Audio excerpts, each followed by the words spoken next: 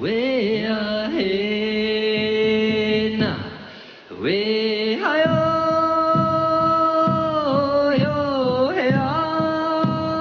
stand and begin to sing, Indians of the Great Plains.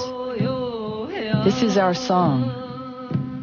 We were the first to face the challenge to make a home, build a culture, and shape a history under an endless expanse of sun and sky.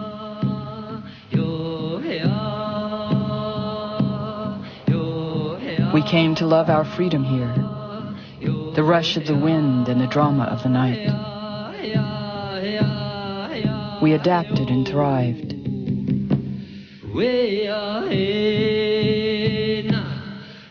Many tribes came to call the Great Plains their home, each with a distinctive style and a powerful discipline. We are many sovereign nations.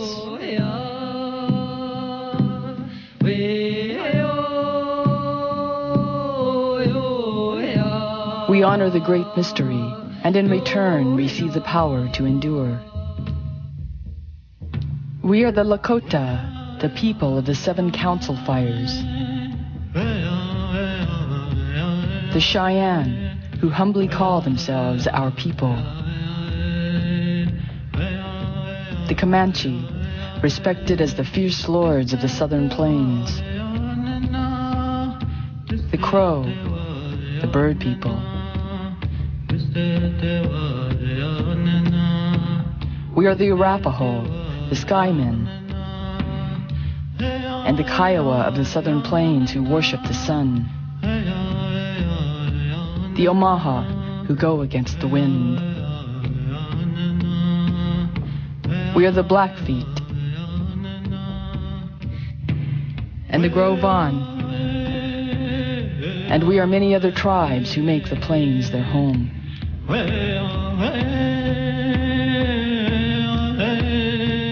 For centuries, we have honored the sacred form of the circle and come together in councils for the sharing of oral histories. In keeping with this tradition, members of 5 Plains tribes met within the circular boundary of a teepee in the Black Hills of South Dakota. Looking back how it was in them days, no maps, no roads, no interstates. You just come over a ridge and you look down and this whole country is untouched. And somehow you had to go in there and make a living for you and your family and your tribe. George Horsecapture is from the Montana tribe known as the Gros Ventre. His great-grandfather was the last keeper of the tribe's sacred flat pipe. He holds a master's degree in history. In the 6th grade, I became Caucasian because it became very obvious that my characteristics were different than Mongolian. Hey, in junior high, I became an American Indian, you know. In high school, I became a Native American. When I was working on my undergraduate education, I became an indigenous group, you know. Then when I worked on my master's degree, I became a sovereign nation, you know. Wallace Coffey is chairman of the Comanche Nation of Oklahoma. He has served as the director of the Denver Indian Center and chairman of the board of the Native American Public Broadcasting Consortium. It took me 2 years to learn English and to read those Dick and Jane books. I could read, see Dick run, see Jane. But they made no sense to me because that curriculum was not culturally relevant. The only relevant thing about those Dick and Jane books was Spot. Lawrence Hart is a former tribal chairman of the Southern Cheyennes of Oklahoma, a traditional peace chief and historian. I always remember the idea that goes something like this. We come into this world as Indian people, and we'll go out of this world as Indian people. Darrell Kipp returned to the Blackfeet Reservation in northern Montana after receiving his PhD in linguistics from Harvard University. He is co-founder and director of the Pagan Institute. When you're a person who belongs in a community, you have to know who you are. Charlotte Black Elk is Oglala Lakota from South Dakota. The great-granddaughter of Black Elk, Charlotte has worked for years for the return of the sacred Black Hills to the Lakota people. You have to know who your relatives are, where you came from. And as a tribe, we have to know where we came from. Our first memory came from deep within the darkness of obsidian night. When our first embryonic movements explored the womb of our Mother Earth. It was a time when the spirit of the buffalo and our ancestors were one. From our first breath came the song of our heart, searching for freedom beyond the darkness of the womb.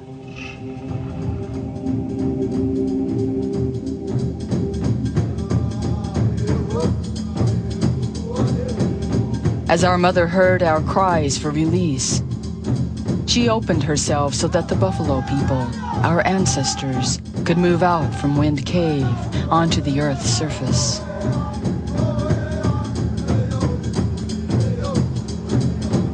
We came out from Mother Earth, out of Wind Cave, out of the Black Hills. When we lived underground, we were the buffalo people, the Padeo Oyate. When we came up into the earth, we carried that experience with us. Our lives became entwined with the buffalo.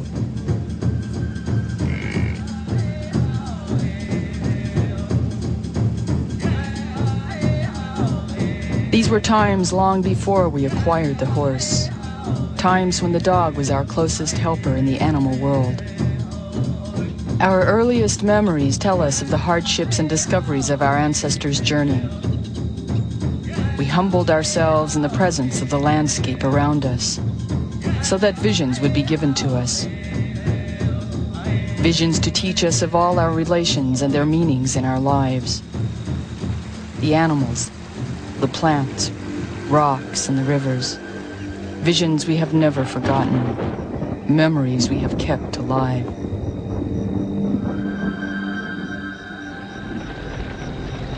Plains culture was a buffalo culture, and the buffalo was honored. Their abundance was staggering. As many as 60 million buffalo could have once roamed the Great Plains.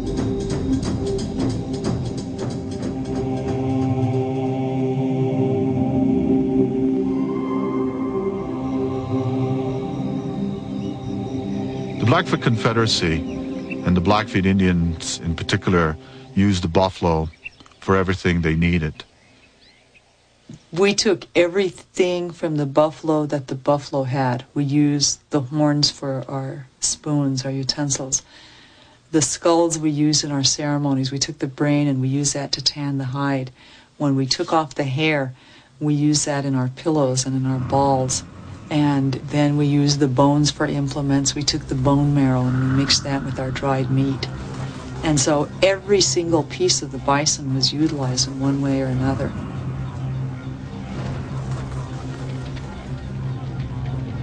Before we hunted the buffalo or any animal, we performed a ceremony. We apologized to the spirit of that animal and told him, "We're coming to get one of you. We're coming to take your life, but we're going to do it in such a way that your spirit will live on."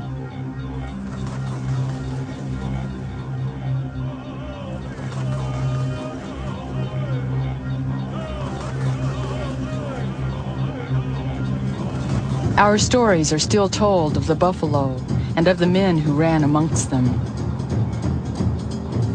Men ran for miles across the endless grasslands, for ceremony, for sport, for transport, and for survival of the tribe.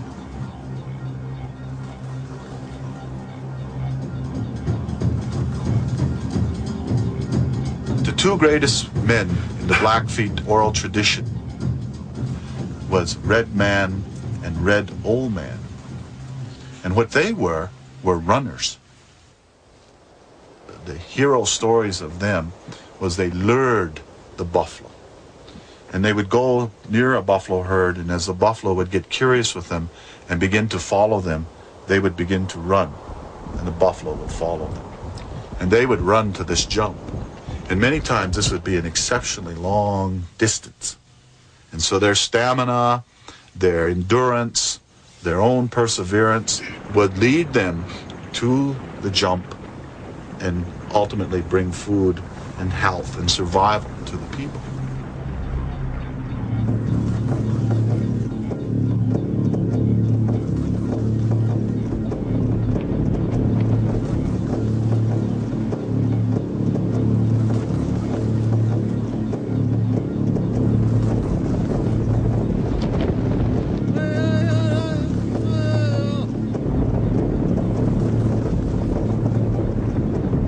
Runners would lure the buffalo over great cliffs. The buffalo gave their lives that we might live, and we were grateful.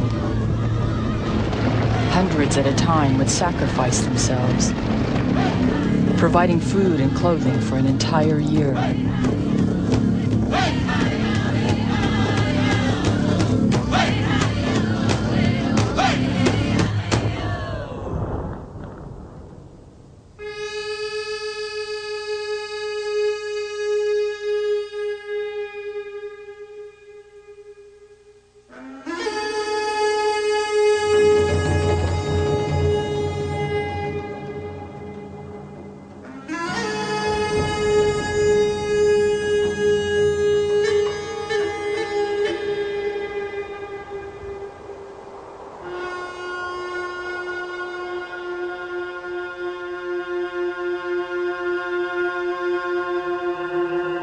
What is life? It is the flash of a firefly in the night. It is the breath of a buffalo in the wintertime.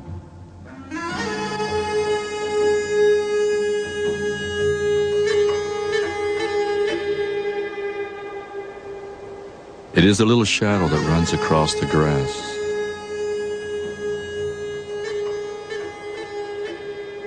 And loses itself in the sunset.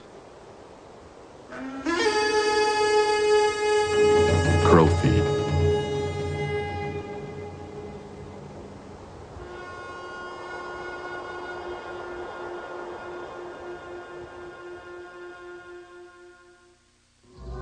The Native Americans will continue on TBS.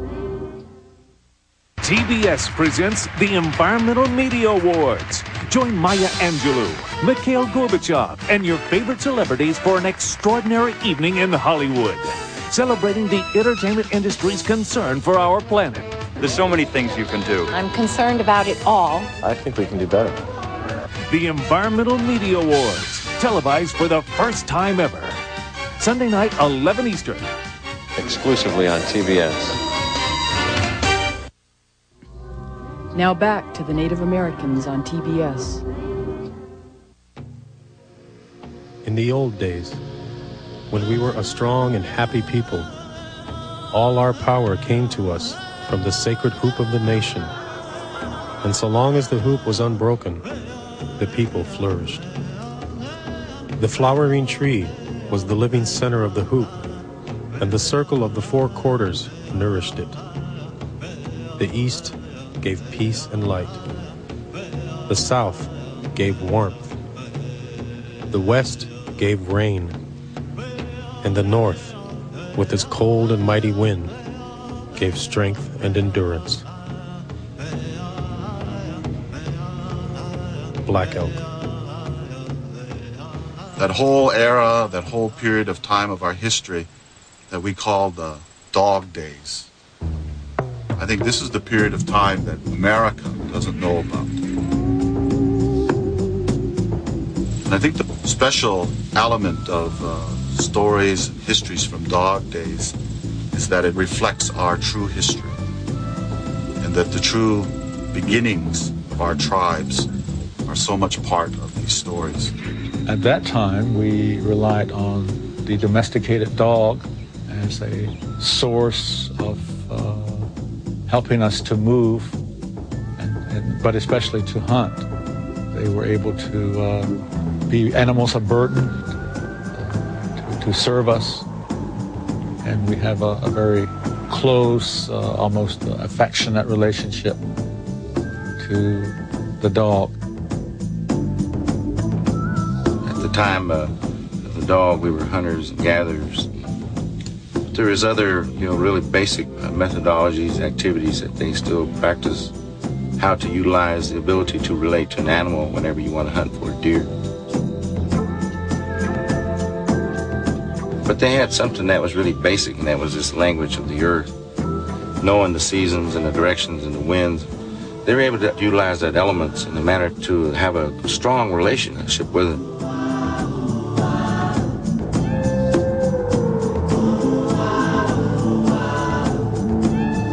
We understood that our Mother Earth was a part of a universal order that possessed a living, breathing intellect. All we needed to survive could be found in a respectful relationship with the world around us.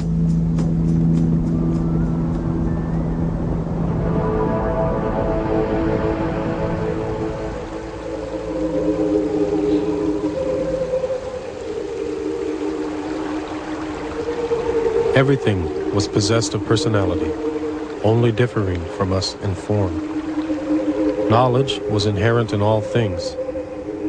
The world was a library, and its books were the stones, leaves, grass, brooks.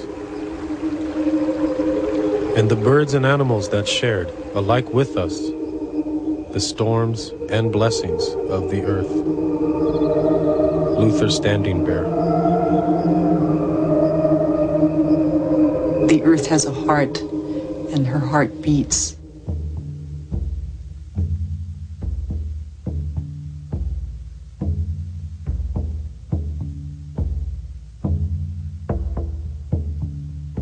For Lakota people, we say that's the heart of everything that is. When the universe was created, all of the universe was given a song, and each piece of the universe holds a piece of that song, but the entire song is only in the Black Hills. And when we go there and we perform our ceremonies, we revitalize the beating of the heart.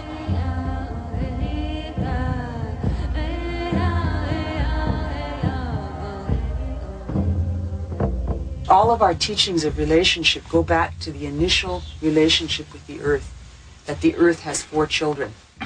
And of the 2-leggeds, she has the bear and humans.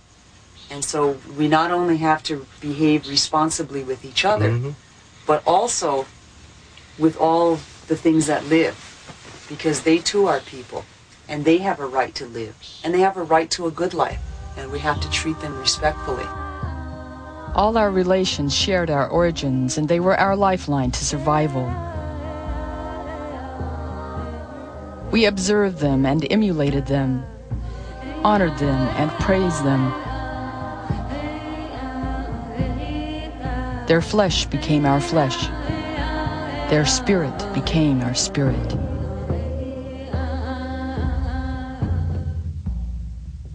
We delighted in the workings of the natural world.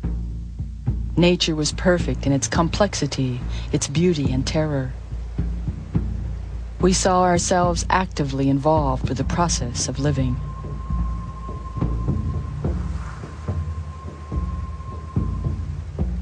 This land wasn't just a wild land where we went from plant to plant and ate where we could. In fact, it was a very well-managed environmental system. The research is proving our oral traditions that all of this area burned every 10 years, and that over a 100-year period, the whole place was controlled by fire. And if you look at the amount of buffalo that the Great Plains supported 300 years ago, 500 years ago, it's more than the number of cattle that can survive with haying and with planted food. And so, in fact, it was a highly managed environment that we lived on.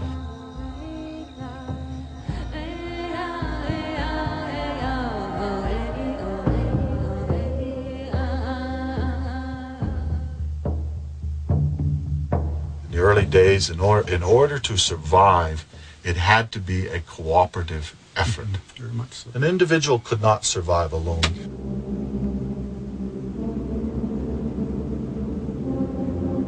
I think the genius of the Indian people, looking back in history is, I guess like any other group, there was specialists in various areas. Sure. Yeah. Whoever was interested in something, they studied it, they practiced it, they listened to their elders, maybe they prayed for it, and it was kind of a structural thing as you went up. There was a leader for peace, negotiations, There was a leader for the camp. Everything was divided up, and there was a professional, if you will, or a leader in that field to take charge of it. Roles and responsibilities within our daily lives were specifically defined. Rules of adherence were strict. Enormous value was placed on human life. Some people had roles as teachers. Some people had roles as artists. Some people had a responsibility to shut up and listen. And so we have some people who very seldom talk, and they keep our histories. We select young children who have auric memory, photographic memory for what they hear. And these children are located at around age 4 or 5. They're tested. Then they're taught the story by rote. And so they're like tape recorders. They're a library. And then we have other people that are taught how to interpret that story. And that training begins later, at maybe age 11. They begin learning the symbolism. Why does something mean this? So we say that when you really know the story, you can take it from the origin legend, from Otrokahekta, from the time of different motion. The survival of a communal people is dependent upon both sexes contributing fully to that effort. In the Blackfoot people, both sides contributed, and women were not of a lesser role than men were. Certainly men hunted and women took care of other things, but that did not demean either side in any way. And the fact that the Blackfoot language has no gender, I think, is the most illustrative and certainly the most supportive of the idea that the Creator, when he put us here, he put women and men equal because he did not differentiate in the language between either.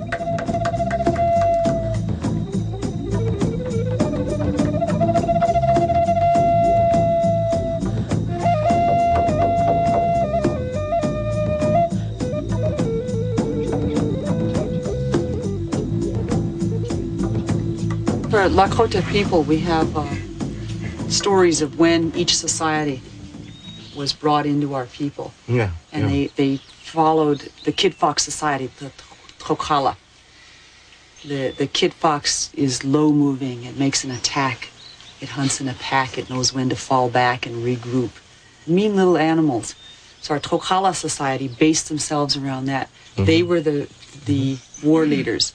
And then we have the Ichoka, the badger. And the badger, because it knows how to go under, those people were responsible for food caches. We had the Shotkayuha, the bear lance owners.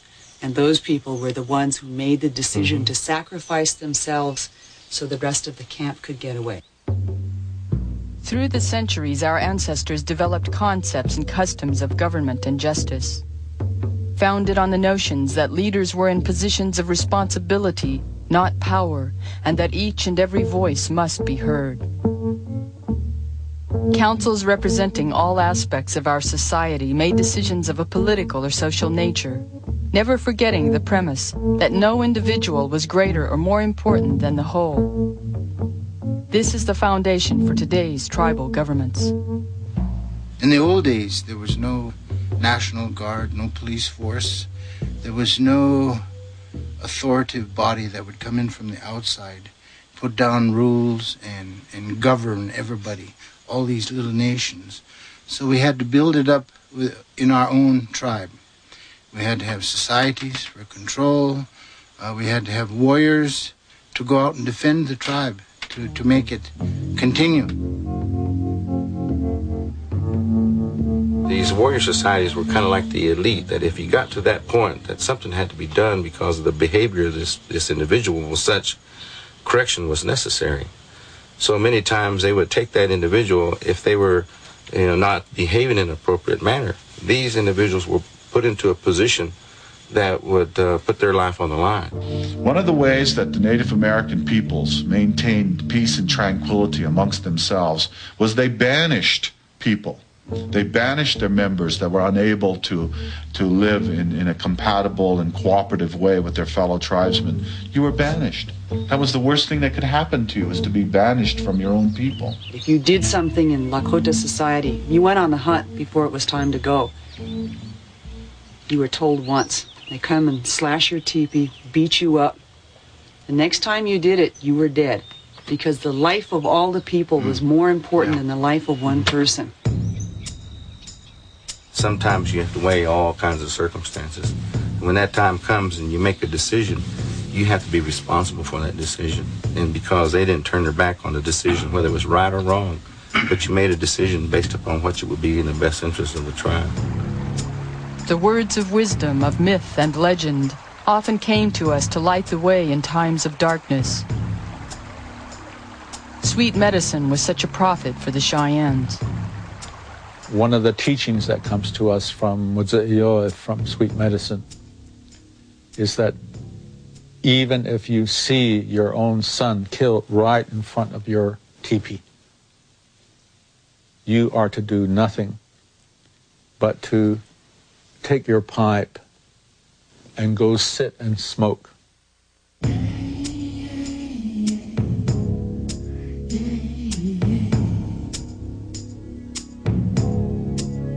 It doesn't mean that the perpetrator who has harmed your son or anyone else in the family gets away with it. It means that you as a chief have a duty that is higher than the use of force or violence or any form of retaliation. You leave that up to the societies to take care of it. There were only two role models for Comanche. You either become a warrior, and if you cannot assume the responsibility of being a warrior, then you take the woman's role. And that was very difficult on some young men because they were on the field of battle when they were 11 years of age. But very seldom would a young man shirk his responsibilities. When the men came back from a war party or a raiding party, they would bring back certain trophies. If they had a scalp of a warrior, the women would attach these scalps to their lance, to their spears, and they would dance the scalp dance, you know. The women would have no hesitation to show off a war trophy that their husband or their loved one brought back. It was dignified and glorified that a person showed prowess in battle, that it be demonstrated, you know, publicly. And usually it's the woman that would demonstrate the prowess of their warrior. They would attach a scalp or even sometimes an armament, or they captured a bow and arrow. Well, when they did that, they would trill their tongue, you know, kind of like something of that nature. But we call it Gatatakin.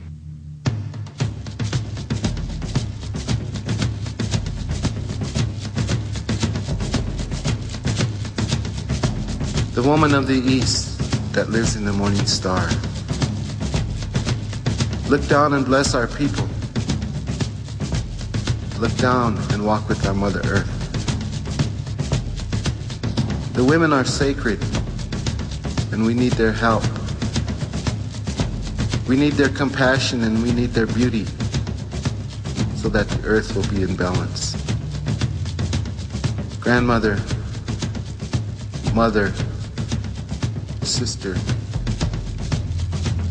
as you come into our lives, bring your graciousness, bring your happiness, bring your abundance with you.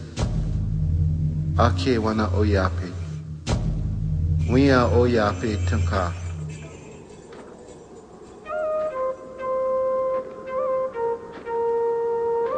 Survival. I know how this way. This way I know. We have traveled this way, gauged our distance by stories, and loved our children. We told ourselves over and over again, we shall survive this way. Simon Ortiz.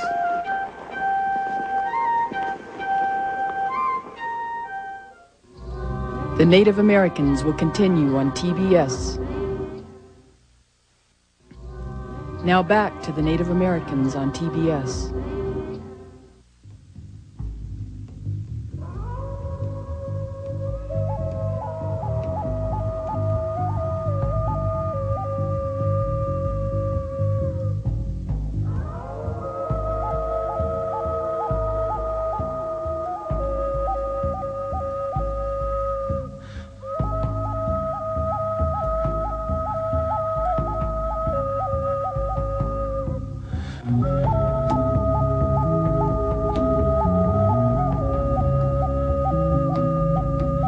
The non-native world has embraced a theory of origin, which postulates that the first Native Americans followed a one-way migration route between 12 and 40,000 years ago, across the Bering Strait, from Siberia to Alaska, and down into North and South America.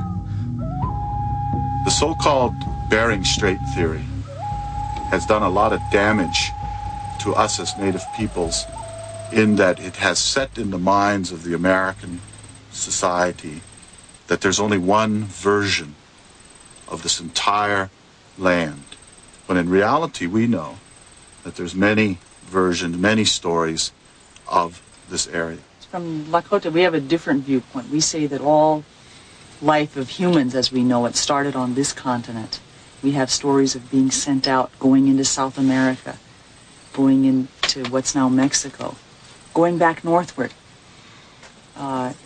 And that life started from here, that it started many places, that there was some joining and some movement. But for our people, we've always been here. This has always been home. Our stories say, from forever, we have always been here. We were created here. The Cheyenne migrated, and as they migrated, had to make some adaptations. And they adapted quite well to the changing environment. When we were living as a sedentary people in permanent villages, we constructed our homes out of logs and mud.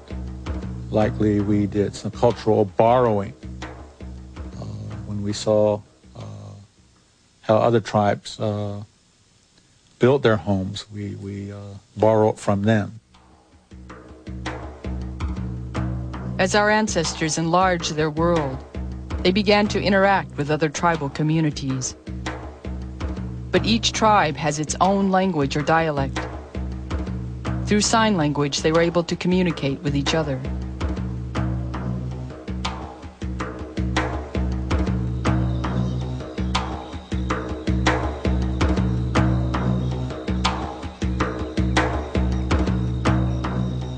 Language is, really, that's what we said to the kids, this means who, what, when, where, how much, how many, where you going, I always tease people, this Indian hitchhike like that, which way you going, we don't care, we just want to ride, When I began to become a more serious student of my tribal language, one of the things I found is that the genesis of all tribes is found in their languages.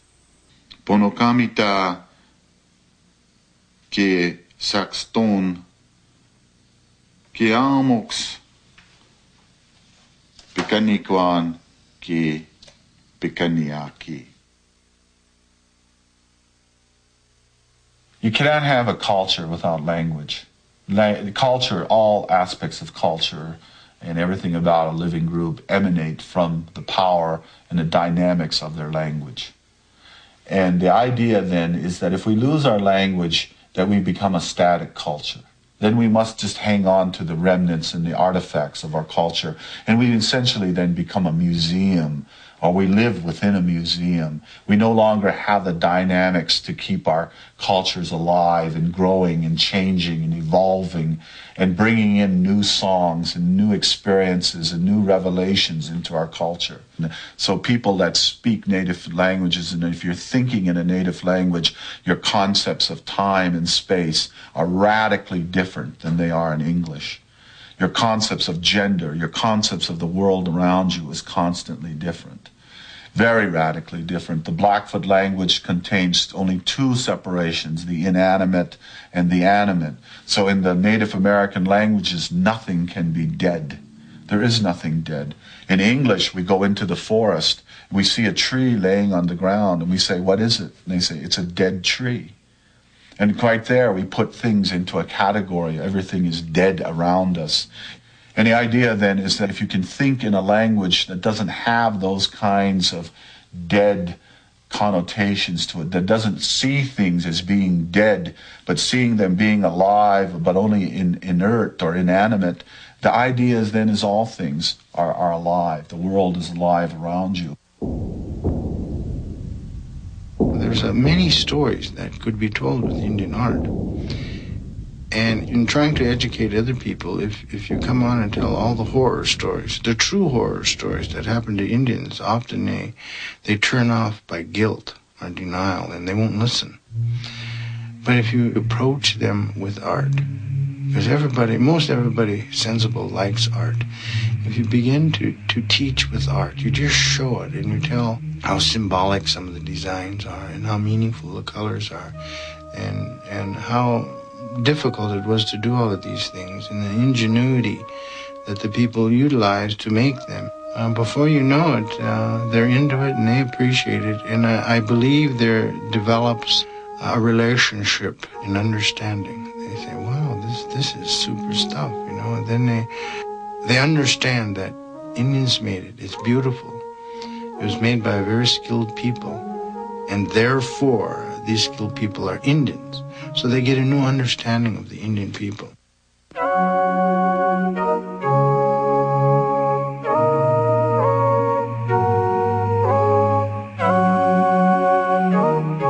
Plains history and stories are told through our earliest works of art.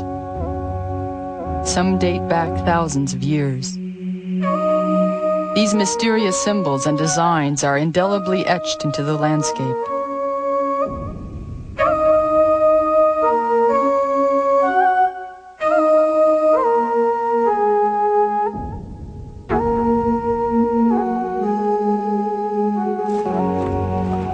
While at the Cody Museum in Wyoming, George Horsecapture studied these petroglyphs and pictographs carved and painted into the rock walls of the northern plains. He continues to share his knowledge with native youth. These were done long, long time ago. Nobody really knows when. Archaeologists make their guesses, their theories, and Indian legends sometimes refer to this idea. But petroglyphs is a good way to see the merging, in a sense, of archaeology and the real people. Because they come up with these theories, but this is direct evidence of the people being here. Here's that dog I was telling you about. Dog days, huh? Dog days, yeah. They say dogs are the very first animal friends we had. Of course, I can't tell what kind this is, but we had a long association with them. That is a beauty. They believe this, they got something out of it. Now this is going to last forever, you know, if nobody defaces it. And how often do we get to do something that lasts forever?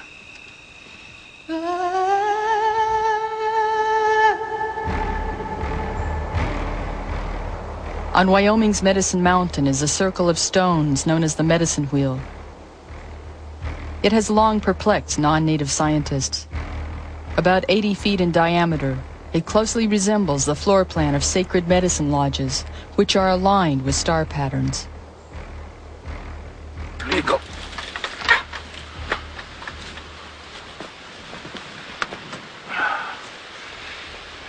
Here it is. This is a privilege to be here.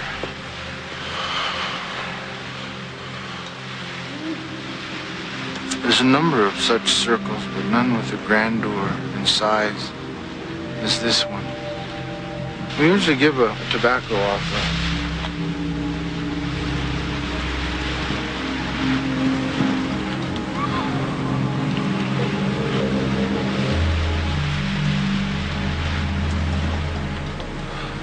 Four directions. Sacred places like Medicine Mountain were sought by native people for vision quests. Their solo journeys of fasting and hardship to find spiritual guidance continue to this day. Some oppose this and seek means to limit our access to these sacred grounds. They call these things cairns, and I think they're just locations where people had their quests. They lay in there, they build these things to offer a little protection. Right to this day, people still use it. So it's a living thing.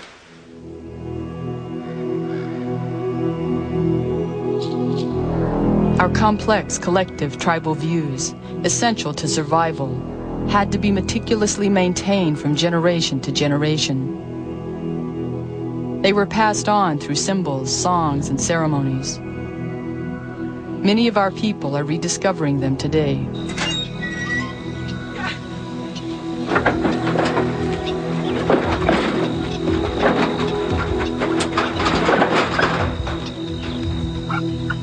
Les Ducheneau is from the Cheyenne River Reservation in South Dakota. He's reintroducing the buffalo to the Great Plains.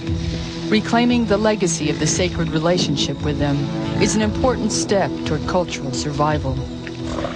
Gosh, I ask in some way that you help this winter to break and to ease up, that the suffering that our people are enduring might end. Gosh, we ask that you come into their lives with your strength and your endurance. We ask that you come to them in a good way and to show them that there's a better life, that there is hope, that there is a future for them. If we come together with you and help to make a future for our people.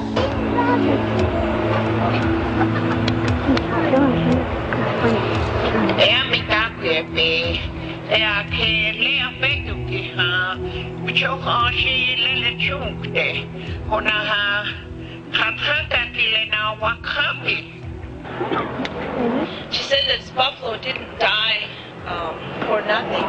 It died so that it gave its life so that you young people can see this. I wouldn't touch his face. You can't even comb his face. Don't be afraid. This is our grandfather. Many years ago, our people lived on these. This is the best kind of meat there is. In the whole world? Yep. Probably white people. Conducting these ceremonies and rituals is an essential means of our cultural continuity. If our children experience our past, it will inspire them for the future.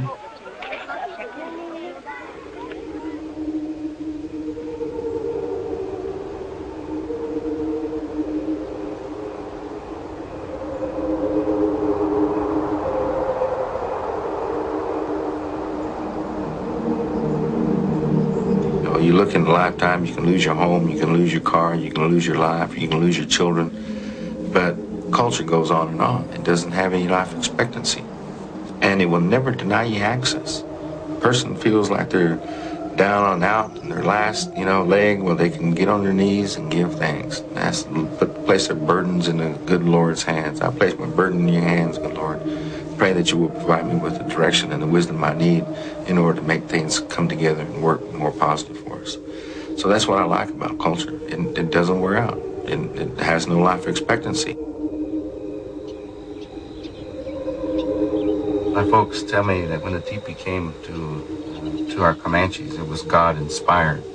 Sometimes they say you look at the horizon, after a storm, you can see the rainbow to the east, but to the west, you can see the sun and those rays black.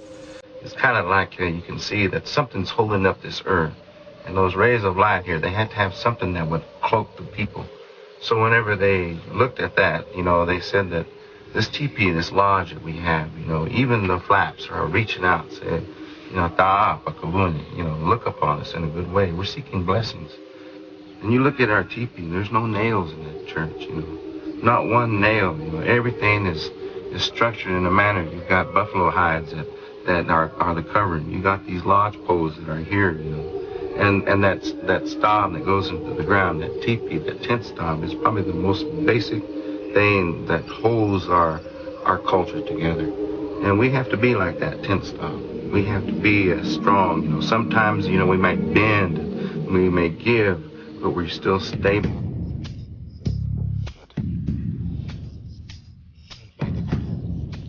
Today, our children are challenged by the complexities of the modern world.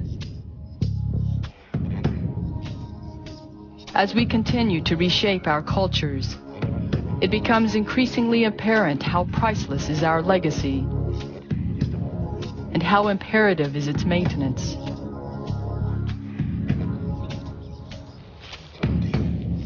Our ancestors lived with integrity, knowing full well that one day their legacy would empower those yet unborn.